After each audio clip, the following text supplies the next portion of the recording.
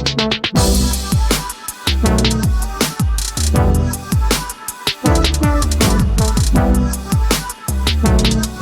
thank you so much for coming on, man. How are you doing? Yeah, I'm doing great. Yeah, thanks for having me.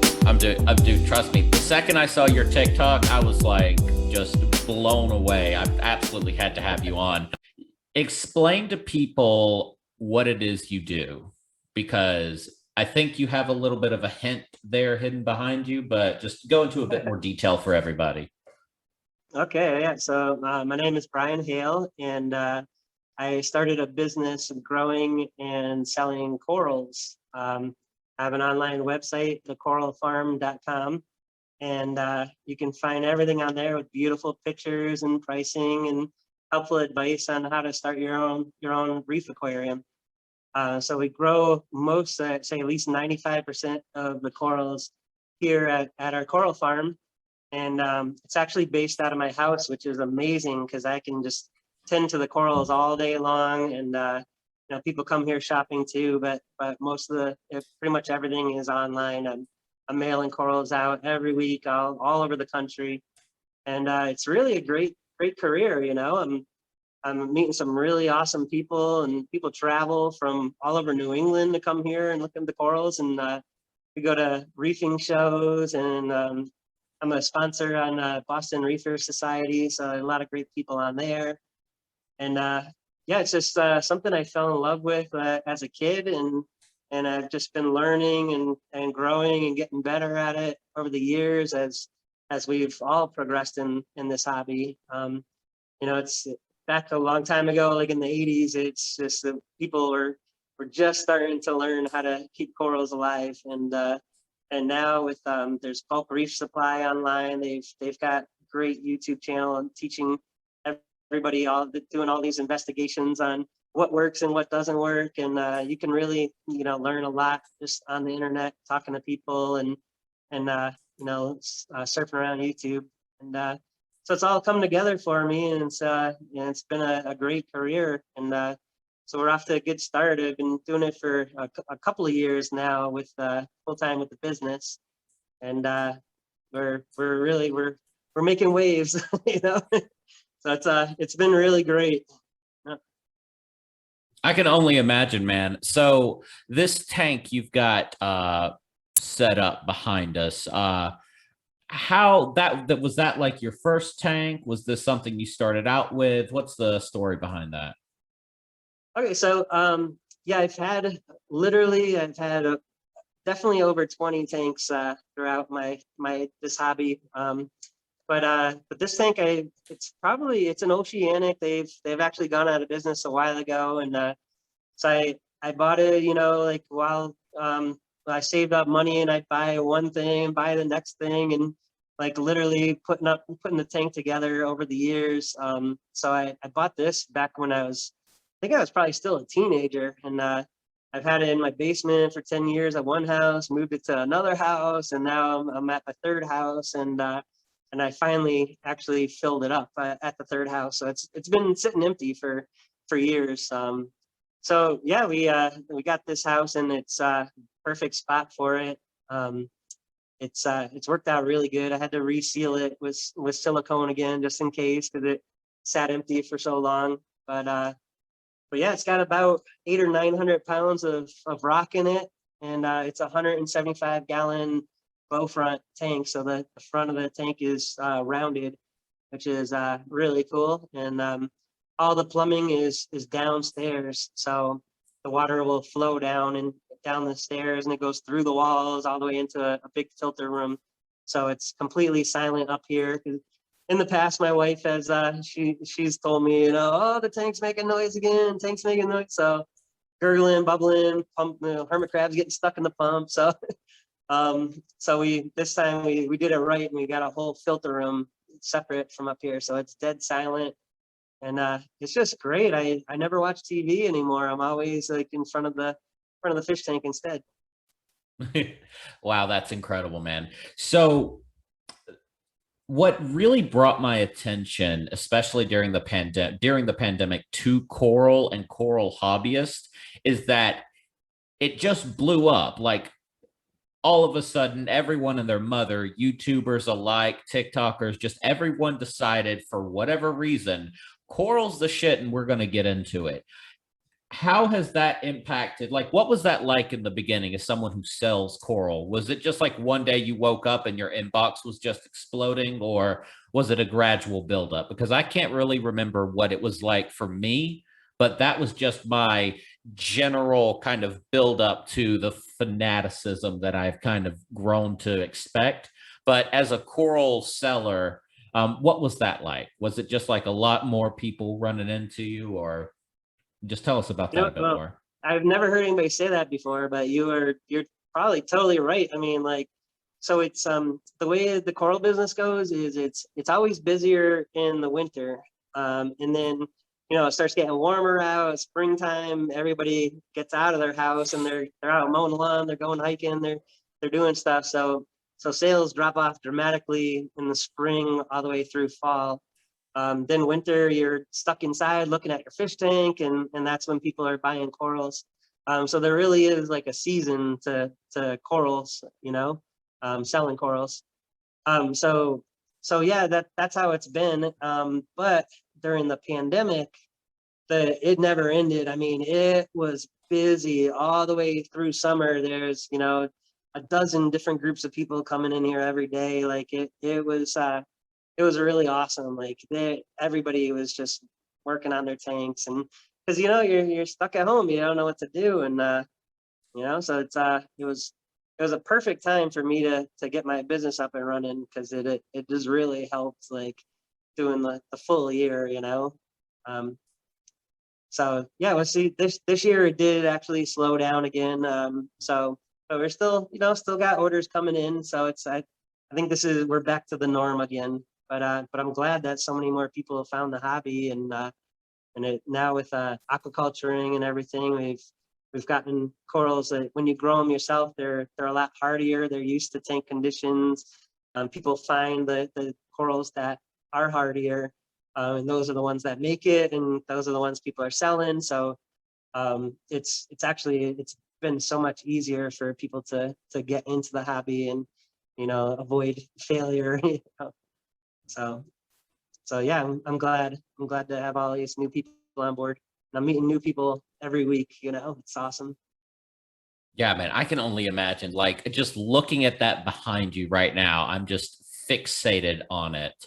I mean, when you showed me the propagating pens where you like glue, and we'll talk about like that whole process later on, but just how it looks there, and just the baby coral, and then we go to like maybe the 2 or 3 month coral, and then you just show me the final product, these giant boulders you have shipped in from Florida and just cemented together with shit from Home Depot, and just how it took how that's what, 5 years old, you said, I believe, and just what it's grown Yep. into now is, I mean, I can see it. I honestly can. It's such an incredible, like, something you built by yourself, maybe with a little bit of help, something you possibly failed at. Like, I can almost understand the sentimental attachment just by looking at Oh it and yeah. hearing your story.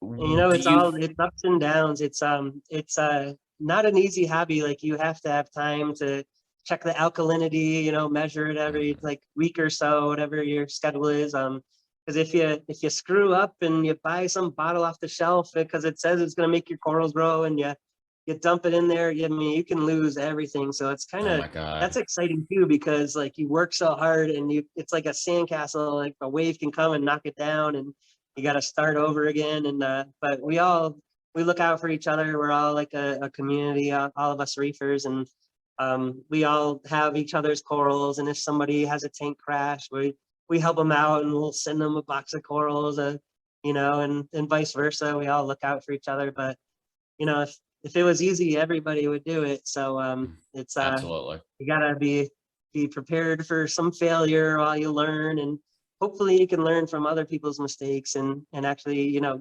learn a lot online before you try it yourself can help you a lot too. Absolutely, man. Like, I mean, and I can 100% understand the spike during the pandemic, because again, My friends that work at Home Depot and Lowe's, they were talking about how just orders were going crazy because, and I've thought of this extensively, your house, like literally, you could be fine living in your car if you had to, if you had like a place to sleep, because honestly, you just need somewhere safe and secure to hold your stuff and go to sleep. That's always been the kind of tradition thing. If you've got the money, you want to go somewhere, you go on vacation. If you have got friends, you go hang out at a bar or at someone else's house. Worst case scenario, you hang out at someone else's house unless it's really awesome. But during the pandemic, you had no choice. You had to, that little crack on the wall that you've been like, there's no structural damage. It doesn't really matter. We'll put a painting over it. Maybe you want to reorganize it. Now you see that crack that you've uncovered by that painting and it annoys you. You're looking at it every day and it's like, fuck, I can't do this anymore. So what do? You go out and you take a $10,000 loan and you fix up your house. And where do you go to fix up your house? Home Depot, Lowe's, you look at the shit, you repaint your walls, you redo your ceiling. And then maybe there's a big naked spot and you look at a YouTube video because that's what you do. And you see this guy with a breathtaking coral display. And like the fish don't even matter. Like you said, the fish, like get out of the way, fish. The coral is spectacular. So I can totally understand what would cause like the hysteria for people to just buy up all the coral.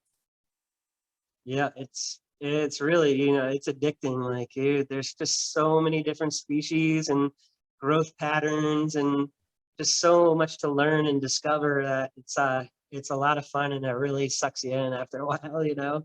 Yeah. It's a great hobby. I mean, I can even remember like there was this one TikTok I saw, like how the plant addiction begins, how like the addiction to propagating plants begins. It's always this person that goes to Lowe's or Home Depot to the succulent area and one of the nodes have fallen off on the soil and like it's like sprouted just a little bit and you're like, and I did it myself. I walked up to an employee, it's like, hey, is it considered stealing if I just take a node that's fallen off? He's like, is it attached to a barcode? I'm like, no, it's not. He's like, then we don't care. And I take 5 or 6 of these. They have little green pips on them, little roots. I look up on YouTube. What do? You just put them on soil, water them, and they grow. And you just look and it's like, I did that shit. Holy fuck. I like, and the adrenaline, the serotonin, it's not this digital swipe up and down watching someone else experience something. It's something that took you weeks or months or off by a random chance. You did that. It's a completely different feeling. So to look at something like that behind you, that $20,000 or more, the tank is beautiful. You said yourself it's not even in production anymore, so it's probably a vintage to an extent. I mean, I could only imagine myself. But do you think this is going to reawaken, like, because like you remember, like especially down here, like during state fairs and stuff back in ye olden days, you would have like the biggest watermelon, the biggest squash, pumpkins, the cows, like these like shows. Do you think that this little year we've had to ourselves to rediscover this kind of hysteria, do you think that's going to be something that reignites the whole, this is my thing, what I do, and not let me show it off to you? Yeah, I mean, everybody's things definitely got an upgrade over this pandemic, I'm thinking, and but there are a lot of reefing shows around, and I just went to Reefapalooza in New York, and that was pretty nice. That was this past Saturday and Sunday.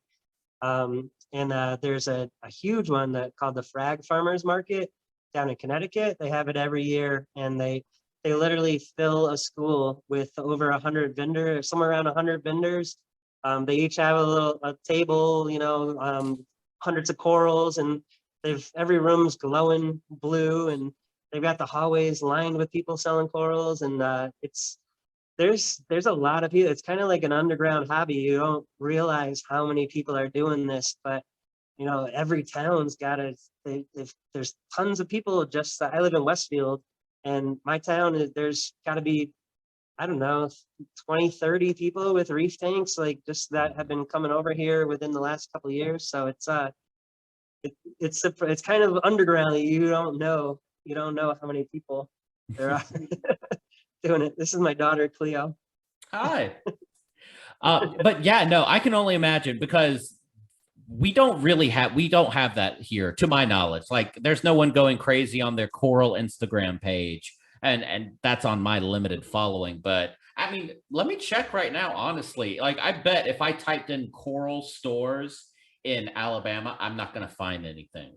Because I mean, we've got like a Alabama. lot, there's a lot of limited income people, so Well, I don't think I mail coral. coral to Alabama a lot, actually. They get a lot Wow, of yeah, I really? get a lot of orders from Alabama for some reason. Yeah, it's all in Florida, because of course it is. It's definitely all in Florida. Florida's Yeah. huge. Yeah, yeah, got a lot going on in Florida. Hell, honestly, you could probably just go. I don't even know what the laws would be in like wild harvesting coral, but like you said, the tank harvested, like they're used to tank conditions, so they're more hardier. But I could imagine just going out there and finding a piece of coral just to add to that thing because you could go to a coral shop and buy coral, but I would imagine diving down there, braving like a shark or another dude, like, but I got to this piece of coral first. I can imagine that would like almost double the kind of I did this myself experience, but then you've got poaching and then you've got destruction of habitats.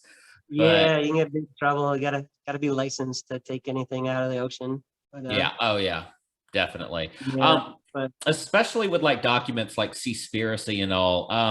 How and like you even said, your yellow tangs, like they were so overfished in Hawaii.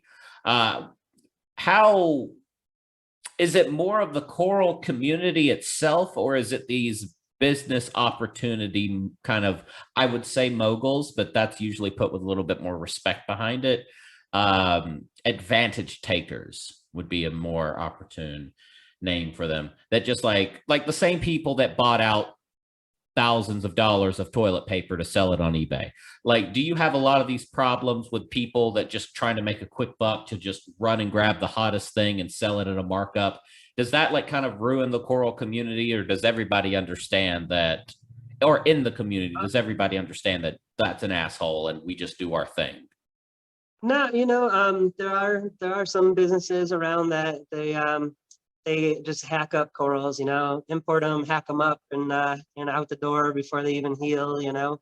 But luckily there's not too many of those guys. That's kind of like cutting corners, so they usually don't last too long. But Yeah, there's that to some extent. But the aquaculture is really where it's at. If you can grow it yourself and have a sustainable supply right there, you don't have to be shipping and ordering and all that.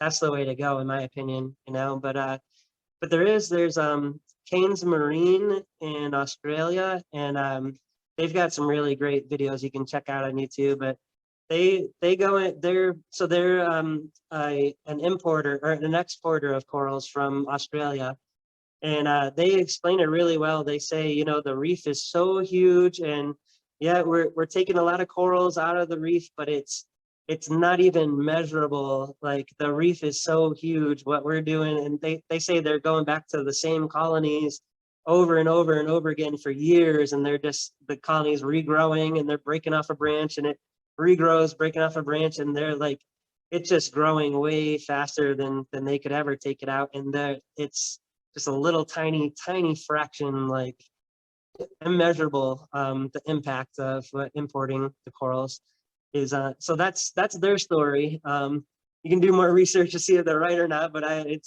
seems legit. And but there's also a ton of regulations. They're watching, they're measuring how many pounds of coral is being exported and which species, and so they're keeping an eye on everything and making sure that the reefs stay healthy.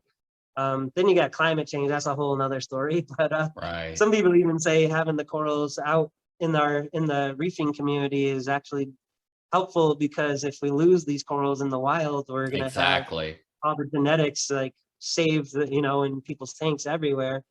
So that's kind of interesting too. And you could go on to the whole podcast on each one of these topics. But Exactly.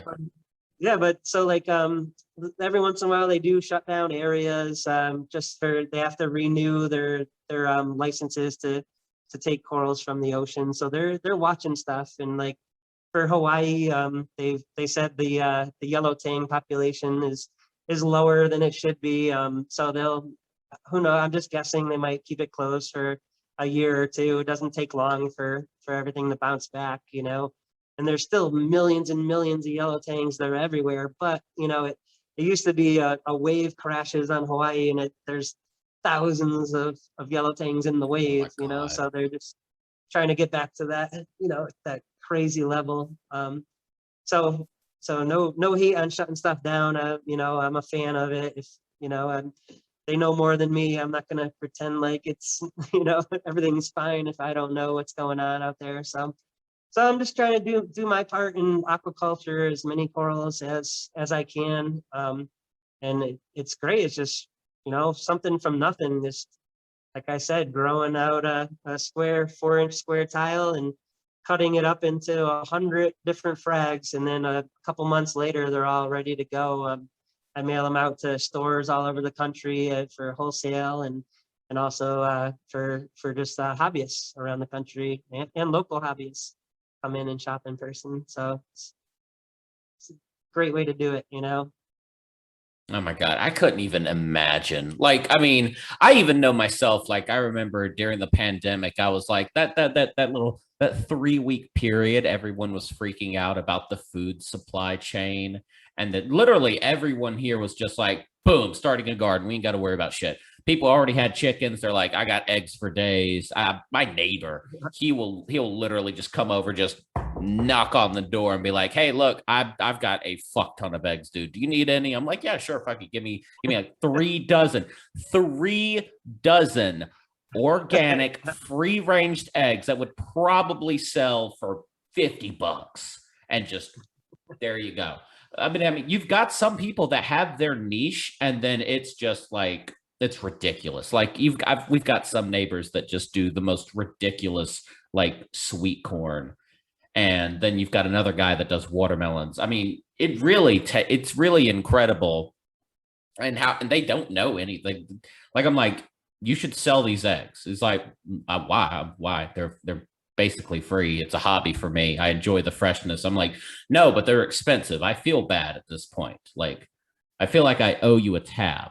But and it kind of sounds like the same way with the reefing community, how you said if someone had a die out in their tank, everybody was just like, oh, I remember you had some of this. I'll send you some of mine. Um, I'm really glad that something like that exists, because you could honestly have someone be like, well, I have this rare species, and literally damn near cost nothing after like you let enough time passes by and you sell it and all. Like once you sell all the stuff and you're at net zero, like you literally could probably just run it for free except for operating cost. But if you had a friend that had like a real, like what would be your rarest species of coral, your most expensive per like little tile? Um, yeah, I got like that the pink Gonipora is really Hmm. rare, and I've got some the orange branching hammers and the gold torches from Australia. Yeah, those are really nice. There's some really expensive torches too. And what would Uh, those run at about? the you know it depends on the size, but some gold torches are like you know 800-900 bucks for a couple of heads, or you know small like orange Hmm. size colony. You know the that big boulder, the pink conifera down there, that probably be like thousands, you know, like Hmm. probably like 3-4 thousand for the whole thing. So a nice Um, small little starter square. If someone was inclined, if they had like a Discord group, and then one dude came in, and it's like, guys, my shit died, it's all gone, and just sends pictures, and everybody's freaking out. It wouldn't be outside the realm of possibility for someone to be like, let me take a screwdriver, let me pop off a bit, let's have it propagate on this tile, and I'll send it to you in 3 weeks. oh yeah, yeah, it's kind of, you know, it's like That's we all help wholesome each as other. fuck. I love that. That is so wholesome. I You love know, that. Yeah. yeah, because you know it hurts. You know, when you lose everything, like you'll see a grown man cry. I mean, it's I can like with this imagine. thing, knock on wood. But so you know, we've all been there. We've all had crashes, and you know, so you all help each other out, and makes life easier. You know, so all the people around me, people bring in stuff and, trade it in too. And so I've got stuff from everybody else's tanks. And so we're all there for each other. It's a community. That's fantastic. Look, I love that because you have some gatekeeping elitist community hobbies that they're just like, if you're not in, you're out. So if your shit fails, and this is not reefing to my knowledge, I'm not going to especially name what these communities are, but there are some communities out there that if you're not in, you're out. And once you're out, you better work your ass off to get back in because you're dead until we say so. So for someone to just be like, all of my stuff died, and then everybody's like, here's a random $1,000 piece of coral that you had, not that I'm just going to give it to you, but you had it, you grew it, and then a mistake was made and it was all ruined. So I'm going to give this to you because if this happens to me, I expect the same thing in return. That's Yeah. wholesome. I love stuff like So that. yeah, so it's kind of like if like my buddy, his tank crashed, we're like, oh, I can't believe it, but I got this coral, I got that one from your tank. I think I got these two chalices, and that acro. Like, I'll put together a pack for you of all the corals you had. I'll get your tank back going. It'd be set back a couple of years, but it won't take long. Get your corals back in there and get you back up and running again. Absolutely. So what's the kind of beginner guide to what would you say is a really good beginner sized tank and all just for someone to get started? Like what would be the most ideal setup for someone? Okay, yeah. People usually start out with really small tanks, but it's actually a lot easier if you get a bigger tank. A bigger Mhm, tank being like I would say 55 gallon at the smallest. mhm. 75 gallon would be a good starter size reef tank. The reason being that the more water volume you have, the steadier all the conditions will be in there. It'll Yeah, take long. It's less chance to screw up if you have more water volume. And everything changes slower, like temperature, everything. So mhm. 75 is a good size. A big tank of popular sizes are like 150 gallon, 125 gallon. Those are all really good. And they have it's called a drilled overflow tank where they have plumbing so that the tank always stays full. And you have another little tank, 10, 20 gallons inside the stand that you can pour the top off water into. So your top tank stays full and you keep a reservoir of water in the bottom tank that you can keep it, from evaporating. So you want a reef ready tank, probably 75 gallon. That'd be a great start. And then they sell like bluer tinted lights for reef tanks. Those are good for corals. So you don't want to use like a freshwater like tank because that can grow algae, or freshwater you want to grow plants, but with this you don't really want to grow plants. You wanted the Mhm. bluer light. You stay away from red and you get less algae growing. Yeah, so you need, the lights are a big investment, the tank itself, heater, and the sump. And you gotta pick your salt mix that you want to use, and alkalinity. It's literally just baking soda mixed with water, and you dose that into the water to keep your alkalinity steady. We keep ours at around 8.4, and you can just get a $17 test kit where you drip water in, and when it turns from pink to blue, that's where the level you're at. So I test like every 3 days or sooner, but some people test once a week, once every couple of weeks. That's the basics right there. Rock. It has to be calcium rock, like limestone, they have Florida rock, Mhm. aragonite. So you can't just put like rocks from your garden in there. It's got to be like reef rock, or um, live rock. You can buy it at your pet store. It's stuff that's been in someone's tank for a while, and that'll have all the beneficial bacteria on there. It'll start the biological filter. So we don't really have like a mechanical filter in there. It's all the rocks actually clean the water, like clean the fish poop and all that. So So your filtering system isn't, it's more of the rocks, but the circulation is more of what all the machinery for your stuff is. Yep, right. So you're gonna need some water pumps to keep the water constantly moving, because the corals can't, they can't breathe unless the water moves past them. So constant motion, just want to recreate the ocean, really. Mhm.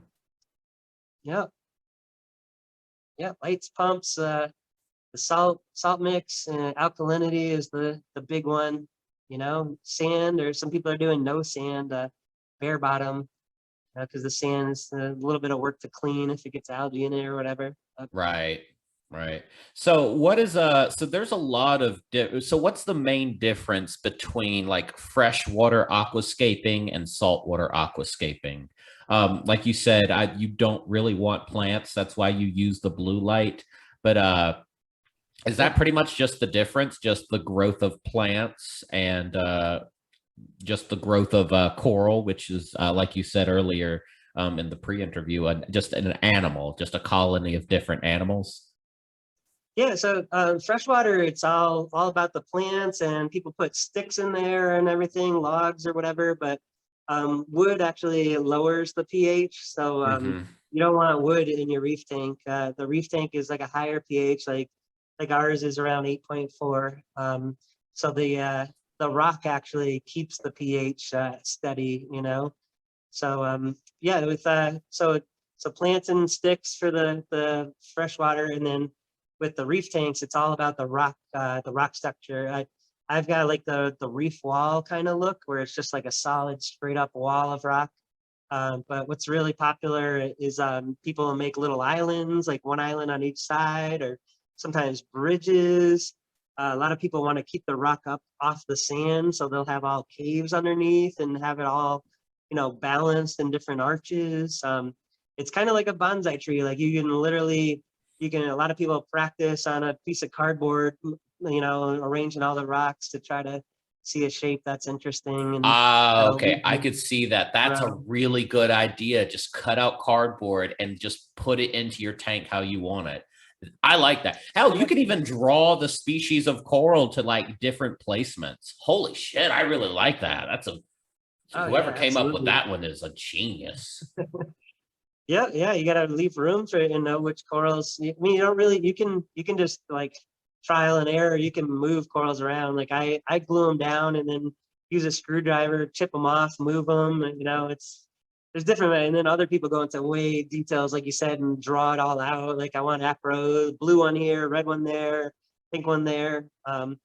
Me, I just kind of like that spot looks good. I just glue corals everywhere, like with a paintball gun, just shooting the rocks with color. And if I got too many greens in an area, I'll move some over, switch them around, and nothing's permanent. So you can always change it up. Yeah, I mean, I can only imagine, dude. It's so intricate and just so like it looks almost unattainable. Was there any initial like has because it takes so long, is there like any kind of initial fears or like what's the kind of stages of grief you go through when building your first tank? Yeah, I mean, a lot of people, they start out and they don't know, like, I mean, you can never know everything, but a Hmm. lot of people, they'll start out with cheap corals. You get like $5, $10 soft corals that are really hardy. See how you do, and then eventually you're gonna learn about alkalinity, and it really is important. Like that's why your corals are dying, because you have to make sure it stays steady. And temperatures got everything. The name of the game is steadiness. Like temperatures got to stay steady. The amount of salt in the water's got to stay steady. So when you do like a water change, you make fresh water, fresh salt water. You have to have Hmm. it the same amount of salt, the same salinity, the same alkalinity, and the same temperature before you switch the water. A lot of do water changes like when you clean the gravel and all that. So the replacement water got to be the same. So basically, I'd say like a lot of people are going to have failures at the beginning when they're first starting out, and at that point they either get rid of their tank, and most people don't make it over a year in this hobby. But the people that Wow. make it over a year, they tend to last longer. And So you gotta be willing not to give up, you know? And it can hurt financially if you just go full bore into it and spend a ton of money on corals. So you just want to, start slow, and you have to have patience. You really do. It's like, it's agonizing how much patience you need, but you get used to it after a while. And, a coral will take 5 years to grow from a little tiny frag to hand size sometimes, so yeah, Wow. it's slow, I but you think, can. Yeah. yeah, honestly, I think I'm pretty good on that. Like I've like me and a lot of different friends, like we do different cryptocurrency investments, and I can remember just like the fluctuations. I mean, there's some I'm up a couple thousand, there's one or two I'm down a couple thousand.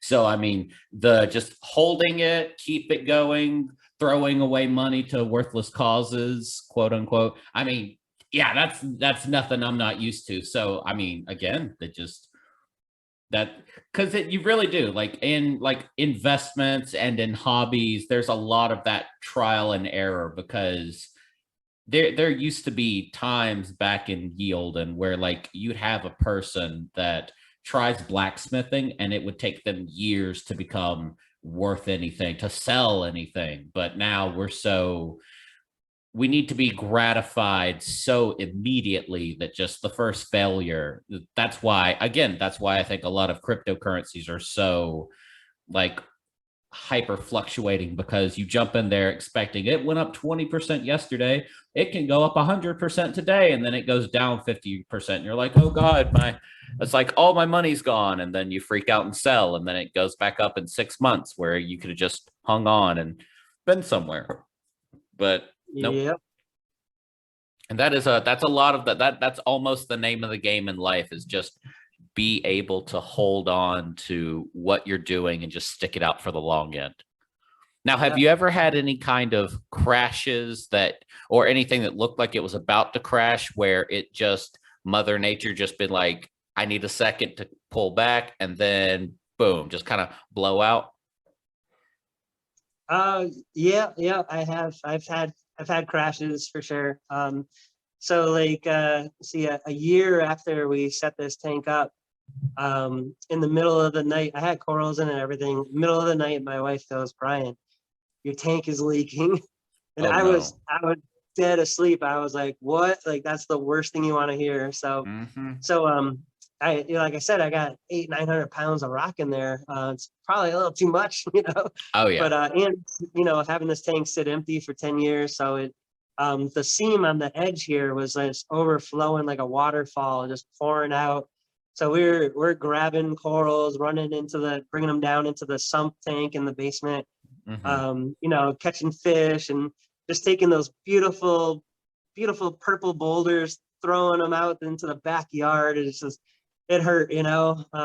So eventually I ended up cleaning out the whole tank, really, alcohol, everything, and then resealing the whole thing with a thick bead, a new black silicone. Had it back up and running. It took another 6 months to start looking really nice again.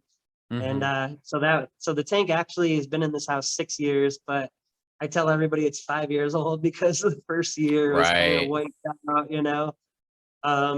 Yeah, and then my big tray down, that I showed you before, that's loaded with all the little frags. Uh-huh. That I had a water pump on there where it was vibrating and the cord actually got rubbed through with the salt. Oh no. And I came down there with my coffee in the morning and I saw like a wisp of smoke rising straight up to the ceiling. So, I unplugged it as fast as I could, but the damage had been done. I think I actually literally electrocuted my corals. Like, Oh my all my god. corals, instead of the beautiful reds and yellows and greens, they were all brown, just solid. Because Every coral was brown. Yeah, Just they because lost all their color. salt is actually salt water is actually more conductive, I think, because of the minerals in there.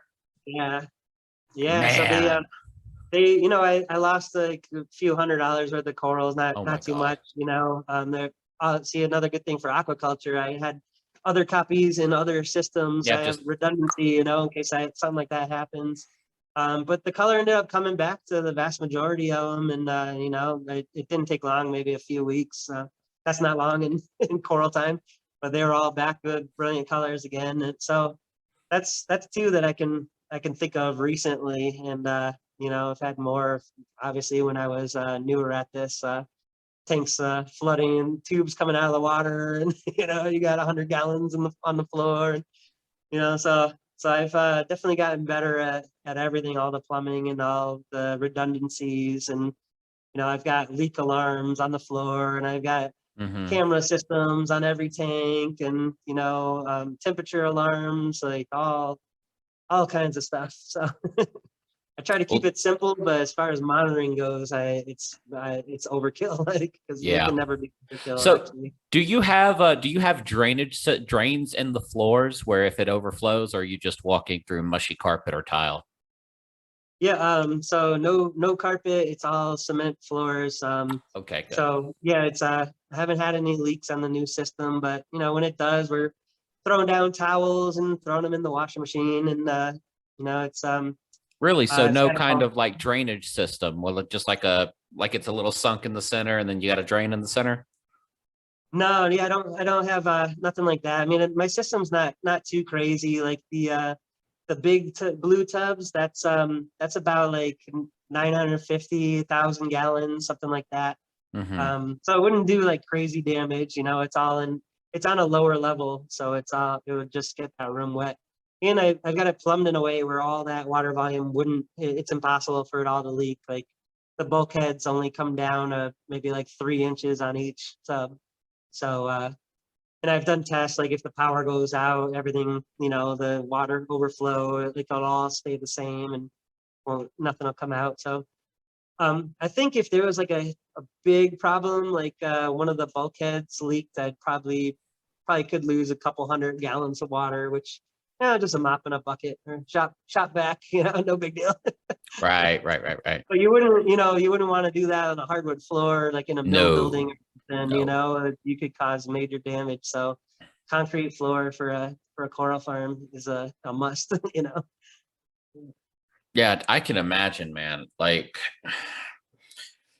even myself, like I want to do like a thing where I have like I saw this one guy. I went over to his place and he had English ivy in the corners on his porches, and then hook screws in the ceilings, and then the vines just traced along the ceilings. I'm like, that would be dope as fuck inside. And just because, I mean, honestly, like it's really caught this pandemic. It not only has it made me more ambitious to jobs, starting this podcast, possibly starting other channels just to do something, but it's really been, and I'm sure for a lot of other people, a crucial time of, is this going to get any better? Am I going to make it get better, or are we just going to rival writhe in our own sense of like just disparity? Are we going to just keep going where we're going, or are we going to do something to make something better about it? And in all honesty, if it's outside of having children, I could imagine that, and I would never try to compare this one to one, but something I would say comparatively would be taking something from nothing and raising it into something that you can look at every day and be like, that's mine. I did that. Um, so Yeah. that's a definitely another explanation for the reefing business exploding, house decor and house remodeling exploding, plants. I know I've listened to a bunch of plant TikTokers where they're like, this tiny little plant that is of like littering the forest in one country, just not available here. It's an $800-900 plant because it looks cool. Yeah. Yeah. And because, like you said, like the yellow tangs, like you said, there is at one point in time before their popularity where waves were just rolling them over and throwing them onto the beaches. Maybe not that dramatic, but yeah, there's a Like lot of four or yellow. five. I'm not talking about 100, but like four or five could be thrown on the beach. Yeah, they're you know, there's still a lot of them there, but they're watching it, and they decided, you know, we're gonna close down exporting for a Oh while man. and monitor it, and yeah, so now prices on those have skyrocketed because it's a really popular fish. And recently, they have found out a way to propagate to raise them, commercially. So you can still get That's them good. tank raised from eggs. So there's a big company doing that. I think Biota, I want to say. I'm not really Okay. sure, but you can get them cheaper through them too. The tank raised versions. So they're every year the more and more fish they're learning how to raise them, tank raise them. So that's good too.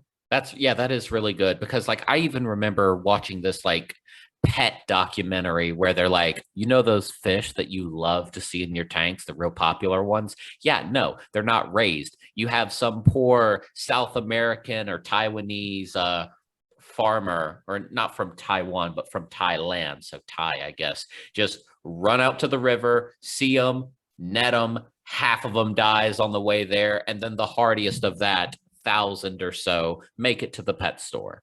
And I'm like, that's Yeah. depressing. So not only are you exploiting locals and wiping out their like, and hell, they're not even food, they're like tiny fish. So, but they could have like other ecological ramifications. Like, you're not only exploiting the native population for something that they didn't even know was worth anything. So you're probably getting for pennies, but then you're selling them to like some hobbyist and he's just like, that's $500. Oh my God, it's $50 cheaper than last week. Give me five. And just he's blowing all of his money and they're just sitting there just raking it in. So I really love hearing about policy, not if it be legally or just within the community, that really accentuates sustainability. Yep. Has that ever been a problem in the reef community? Yeah. I don't know. I don't know too much about that. Like, I mean, obviously, like people that don't know about it, like taking corals from the wild is obviously something that nobody would really want. So aquaculture is like the better way to go about it. You know, but I've never heard of like any corals getting devastated by overfishing or anything like that. So I think the really big thing is the climate change. The Mm-hmm. corals they're getting wiped out big time by the acidification of the water and the Hmm. raising of the temperatures. Like there's some crazy numbers online of how much of the Great Barrier Reef has been devastated over the years. There's still a ton of it that's doing great, but I mean, it used to be like doing a lot better. So yeah, like the climate change is the thing that we really have to focus on in aquaculture, learning how to grow these corals, how to getting them out there into other people's tanks and having copies we can share back and forth. I think it's a great thing that the hobby's doing, and you don't hear too much about like anybody like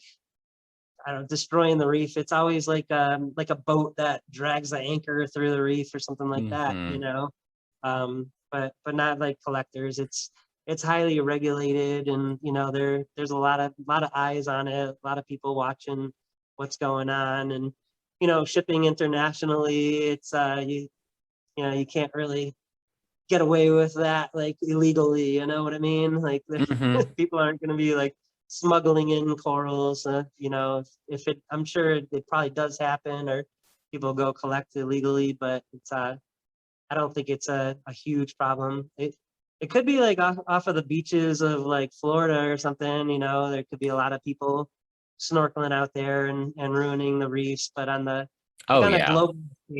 on a global scale, it's not. There's a lot of reef sanctuaries set up now, and people are really trying hard to take care of the reefs. Now, with everything said about like climate change, like destroying reefs and all that, is there a specialized, like, is there any species of endangered? Because, with a lot of different endangered animals that they don't allow humans to, like normal people to keep them. Like, you have to be an institution or a zoo. And it was also at one point, I believe, I can't remember who said this, but there was a comedian that said there are more tigers in Texas than the rest of the wild of the world, just because Texas just doesn't give a fuck, and you can have a tiger if you want a tiger. So, in a way, the irresponsibility of these crazy people who decided that they are big enough to own something that would literally wipe out 50 of them if they were like bare knuckled. Like Spears, you got that shit, maybe. But bare knuckled, the Tiger's taking all 50 you out, no hesitation, no problem. But that same psychopath decided that he was going to get that tiger, and for better or worse, he's contributing to the salvation of the species. So is there a lot of is that kind of also held in the reefing community where they're like, that's a rare species, cut it up, propagate it, maybe sell for like however much it costs, but we need to keep this species going? Or is there a lot of species where different governments of the world is like, no, this is a sanctuary, it stays here, we're going to do our best to save it, and of course it'll never die off, but then maybe it accidentally did die off by a freak accident and it's like, oh, it's extinct now? Has that ever happened to your knowledge? You know, I don't know too much about it, but I know there are like fishing quotas, just like for fishing for fish, you know, like certain corals, you can only collect like a certain number of this type of species, you know, that, so there's some regulation like that. There are some corals that are completely off limits. Like one I can think of is the elkhorn coral down like Puerto Rico area. I remember hearing that was like off limits, like you can get jail time if you have that in your tank, something like that. Really? And then there's like live rock from the ocean. So taking rock out of the water, that's like highly regulated too. So Yeah, I can see a that. lot of times they stop doing that. And a lot of the people have a lot of farms too, where they'll put dry boulders, you know, from land into the ocean and mariculture it. So they'll leave it in the ocean for 6-7 years, sometimes longer. It'll grow the sponges and little pieces of coral and stuff all over it, and they keep rotating it. You know, they'll farm the rocks and turn it into live rock. So they're not destroying the reef, and they're getting live rock that they can sell. You know, that's just as good. And then a lot of people do that with corals too. There's coral farms out in the ocean all over the world, you know, Indonesia, Philippines, where they have big trays underwater where they're actually growing colonies of Acropora. Beautiful. You can look online too for videos of that. So instead of taking it from the reef, they're growing all these corals in the ocean and then exporting them all over the world. Good. So there's a lot of mariculture. Indonesia's huge for that. All their corals come on little cement kind of domes, you know, that they grew them on, and with little tags with like little ID numbers and all this, you know, legit stuff that proves that it wasn't like, you know, taken out of the reef. It was grown. So Absolutely. we're just getting better and better at it, you know, and nobody wants to take corals straight from the reef. So we try to avoid that as much as possible. Yeah, I can definitely see that. Like, there needs to be some kind of like, is there any kind of like certification, or whether it be official or just by some dudes like, hey, what's the best temperature and like what's the most ideal situation for a tank, just so you don't get some random nobody with a endangered species of coral and be like, I'm just going to throw it into a tea bucket and just completely murder the animal. Is there any kind of like certification or status that you can hold as a reefer so that maybe if it ever comes to it, you can be like, I'd like to take care of this endangered species. I have credentials, more or less. Is there any like system set up like that, whether it be officially or just within the community? Well, it's usually museums, you know, if you get something really rare, you know, it'd probably be like found and collected by like an importer, you know, and then they would probably contact the museum if they had something really nice, like a different variant of color of a certain coral. Okay. But sometimes stuff makes it into the hobby. Like there's a company down in Florida got an anemone that was it's called a Nexus anemone. eye-catching corals, and ended up getting the naming rights for it. And it's half orange and half green, or depends on how it splits, but it's actually a two different color anemone. It's like I don't know, somehow it got infected with a different pigment, and it's really unique. Yeah, you can look up a picture of that. But those they got it, and it was like one anemone, just one that was just like a freak of nature. And they propagated, they grew it, and they've made a bunch of clones now, and it's I don't have one yet. They go for thousands of dollars, but they're in tanks all over the world. You know, like there's a lot of people that have them now, and eventually the price will come down on them, and more people will be able to afford them. But that's, you know, when you get a rare coral like that, that's kind of what happens. It's big bucks, and until it gets propagated enough and slowly starts coming down in price. And then eventually some corals that were $1 million 10 years ago, and now everybody's got them, and you know, you're giving them away. So it's Exactly. always changing, you know, what's expensive, what's cheap, and what's what's in, like the corals go through, like I guess collectors go through different like fads too. You know, which corals are popular, like scolies, I think, are really popular now. Pectinias are popular for a while, and there's all different things. Bounce mushrooms, you know, it's always something. Every year it's a new coral that everybody's got to have, you know. Yeah, man, that's a wild hobby to have. What is there any kind of like gatekeeping? Because you said like you said there was that one coral that could be going for a couple thousand million or whatever have you, and like that they got that Florida coral. Let's say that let's use that for a hypothetical. Has there ever been a circumstance where a dude is or lady is just like, no, I like this coral being special. I'm going to keep it as it is. I'm going to be selfish. I'm going to be the person that has this coral, and you can't have it because I'm an asshole. Not I wouldn't think so, you know. I don't know. I mean, I've never heard of that. There's not really that many rare corals, you know. It's Mm-hmm. you know, pretty much everything in the reefing hobby is stuff that tends to stay alive longer, you know. Mm-hmm. Um so you know, if somebody gets something, if you know, it's not, there's no gatekeeping, like you said. It's just whoever has, you know, if it's a really rare coral, someone's selling it, if you got enough money, you can be the person to own it, you know what I mean? So Mm-hmm. but usually people that are buying the expensive corals like that have been doing it for a while, so they've got their system all set, and they've learned about the water chemistry and all that. So you got to hope that somebody good gets the rare coral, and somebody that can keep it alive, Exactly. you know? Yeah. So the assholes haven't gotten to it yet, but it is a possibility. Yeah. You never know. Some rich guy could, like what was that movie with oh God, I can't remember that. Bruce Bigelow or something, the male gigolo guy. Oh yeah, Remember that? yeah. Yeah, taking care of that rich guy's tank. He's tapping on the glass, all fishy. Oh You my know? god.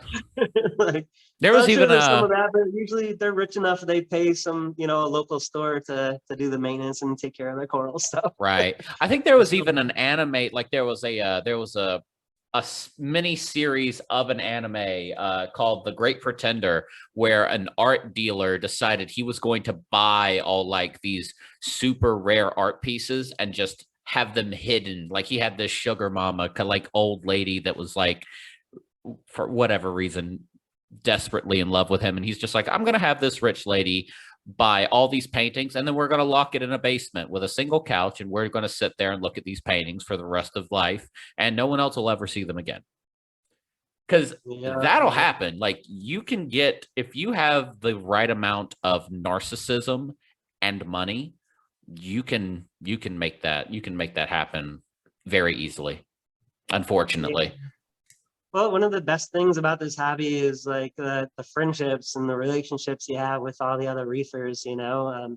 So we're all geeking out on each other's tanks all the time and sharing pictures online, and you know, so Yeah, I don't know if anybody's sitting home alone with their tank and not showing anybody. So I hope not, because I want to see their tank. You know? Right. And that would be so disappointing. Like if you had like this awesome setup, like even because like hackers, like computer hackers, the main reason that they're caught is not because they have shitty code. It's because they're so like there's a different level to narcissism between the guy that hoards everything for himself. That's like, I am so important that I am the only person worthy of seeing it, to where you have a computer hacker that breaks into like this software or computer site or does this really big heist.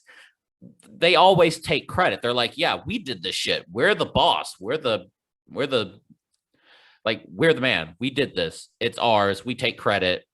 Here's how we did it actually. And then that's how they get caught, because they talk about it so much, because they have to get that like public opinion, that pat on the back, that good job, you did it, son. Uh, Like, no, there's so many people that, you know, want to give advice, or there's a lot of trolls like in the like online reefing advice things, you know, where they'll call you out on anything you do wrong. So oh I don't know if no.